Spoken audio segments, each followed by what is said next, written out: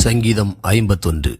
தேவனே, உமது கிருபையின்படி எனக்கு இரங்கும். உமது மிகுந்த இரக்கங்களின்படி என் மீறுதல்கள் நீங்க என்னை சுத்திகரியும். என் அக்கிரமம் நீங்க என்னை முற்றிலும் கழுவி என் பாவமற என்னை சுத்திகரியும். என் மீறுதல்களை நான் அறிந்திருக்கிறேன்.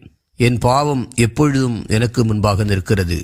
தேவரீர் ஒருவருக்கே விரோதமாக நான் பாவம் செய்து உமது கண்களுக்கு முன்பாக பொல்லாங்கானதை நடப்பித்தேன். நீர் பேசும்போது உம்முடைய நீதி விளங்கவும், நீர் நியாயம் தீர்க்கும் போது உம்முடைய பரிசுத்தம் விளங்கவும் இதை அறிக்கையிடுகிறேன். இதோ, நான் துர்க்குணத்தில் உருவானேன். என் தாய் என்னை பாவத்தில் கற்பந்தரித்தாள். இதோ, உள்ளத்தில் உண்மையாயிருக்க விரும்புகிறீர்.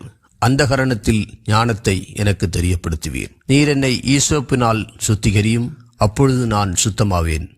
என்னை கழுவியருளும், அப்பொழுது நான் உறைந்த மழையிலும் வெண்மையாவேன். நான் சந்தோஷமும் மகிழ்ச்சியும் கேட்கும்படி செய்யும், அப்பொழுது நீர் நொறுக்கின எலும்புகள் களிகூரும். என் பாவங்களை பாராதபடிக்கு நீர் உமது முகத்தை மறைத்து என் அக்கிரமங்களை எல்லாம் நீக்கியருளும்.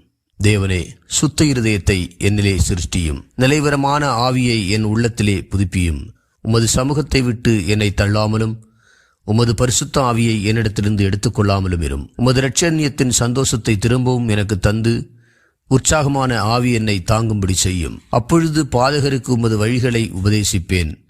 பாவிகள் உம்மிடத்தில் மனம் திரும்புவார்கள். தேவனே, என்னை இரட்சிக்கும் தேவனே, இரத்தப் பழிகளுக்கு என்னை நீங்களாக்கிவிடும்.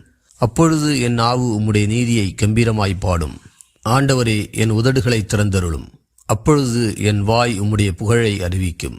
பலியை நீர் விரும்புகிறதில்லை, விரும்பினால் செலுத்துவேன். தகன பலியும் உமக்கு பிரியமானதல்ல. தேவனுக்கு ஏற்கும் பலிகள் நொறுங்குண்ட ஆவிதான். தேவனே, நொறுங்குண்டதும் நறுங்குண்டதுமான இருதயத்தை நீர் புறக்கணியீர்.